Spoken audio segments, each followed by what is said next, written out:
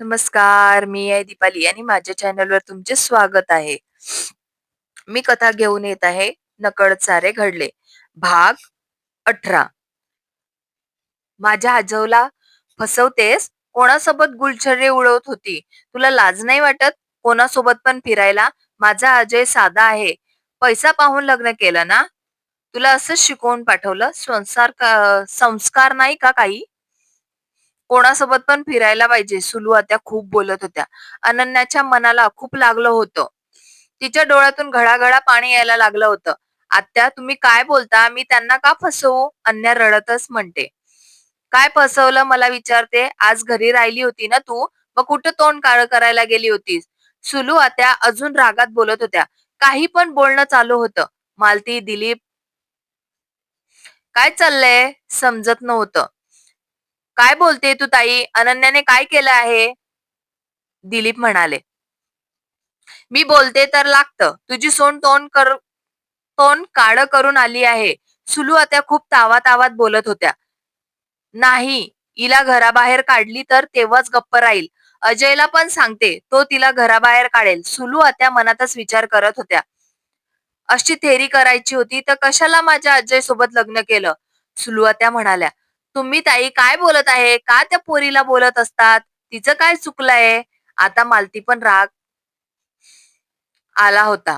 केव्हाच्या त्या निमूटपणे ऐकत होत्या. हिला विचार कुठं भटकत होती? कोणासोबत भटकत होती? मी मार्केटमध्ये बघितलं, एका मुलासोबत फिरत होती. काय काही काय बोलता? मालती म्हणतात. तोंडाला येईल ते बोलू नको ग ताई, दिलीप म्हणाले. विचार ना तिला, विचार, सुलुवात्या म्हणाल्या. मालती अनन्याजवळ गेल्या. सांग, खरं काय आहे? खरंच तू कोणासोबत गेली होती का?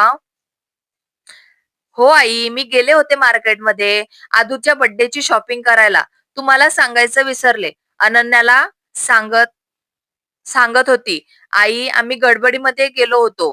तुम्हाला सांगायचं विसरली. यांच्या सोबतच गेली होती. यांनीच मला मार्केटमध्ये सोडलं, अनन्या म्हणाली. वा, काय कहाणी तयार केली? सुलवात्या म्हणाल्या. आत्या, मी खोटं बोलत नाहीये, अनन्या रडतच बोलत होती. आत्याने तिला मारायला हात वर केला. तोपर्यंत अजय आला होता. थांब आत्या, का मारते तिला? विचार तुझ्या बायकोला, कुठं तोंड काळं करून आली आहे? कोणासोबत मार्केटमध्ये फिरत होती? सुलू आत्या अजयला भडकवायचं काम करत होत्या. हो, मला माहितीये ती कोणासोबत गेली होती, अजय म्हणाला. तू काय तिची बाजू घेतो? मी माझ्या डोळ्यांनी बघितलं तिला कोणासोबत तरी, सुलू आत्या म्हणाल्या. आत्या, माहिती नसेल तर बोलू नको, अजय म्हणाला. अजय, तुला माहितीये तर सांगून टाक. अनन्या कुठे गेली होती? दिलीप म्हणाले. अहो बाबा, तुमचा अनन्यावर विश्वास नाही का? ती असं का करेल? आधूचा बर्थडे होता म्हणून तिला मी पाठवले होते. मला टाइम नव्हता म्हणून मी तिच्या सोबत गेला होता, अजय जीव तोडून म्हणाला.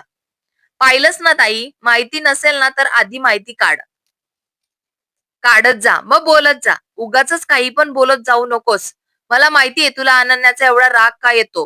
ती पोर कोणालाच उठून बोलत नाही, सगळ्यांचे सगळं काम करते. दिलीप खूप रागात सुलू ताईशी बोलत होते. तू मोठी आहेस म्हणून आम्ही सगळं तुझं ऐकून घेतो. अनन्या रडतच तिच्या रूम मध्ये निघून जाते. अजय पण तिला समजवायला रूम मध्ये जातो. तिला मिठीत घेऊन समजावतो. लक्ष देऊ नको ग, आपल्याला आधूच्या बर्थडेची तयारी करायची आहे ना. ती फक्त हुंकार भरते.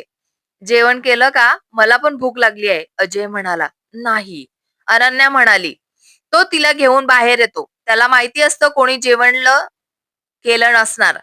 सगळ्यांना हाक मारतो. रामू काकाला जेवण लावायला सांगतो. आई, बाबा, सुलवात्या ला हाक मारतो. चला जेवून घ्या. कोणी जेवलं नसेल, अजय म्हणाला. सगळे जेवायला बसतात. खाण्याची इच्छा तर कोणाचीच नसते. कसे तरी 2 घास खाऊन उठतात. सगळ्या आपल्या रूम मध्ये जातात. अनन्या रडून रडून डोकं दुखत होतं. ते थोडंफार बेडवर आडवी होते.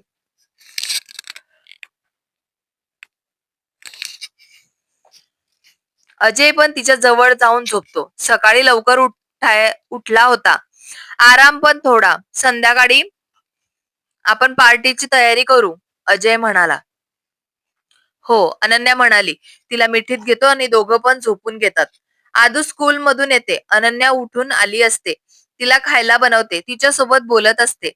तिला खायला घालते. तिला सांगते, आज तुला आजी बाहेर गार्डन मध्ये घेऊन जाणार आहे.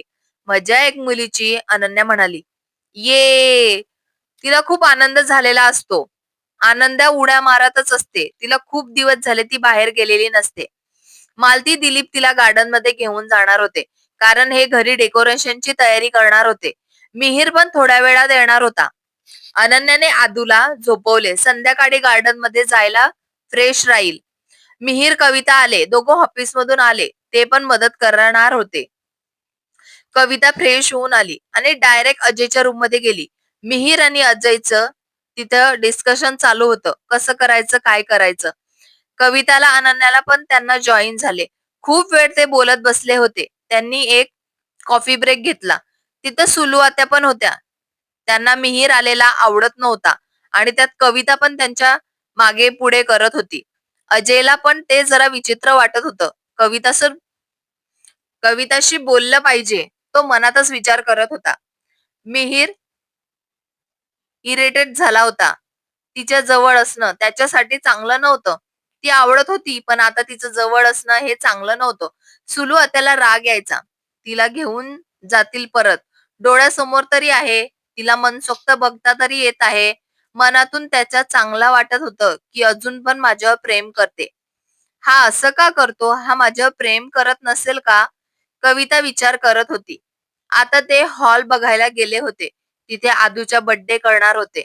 हॉल घरामागेच होता. पार्टी जर असेल तर त्या हॉलमध्ये होत होती.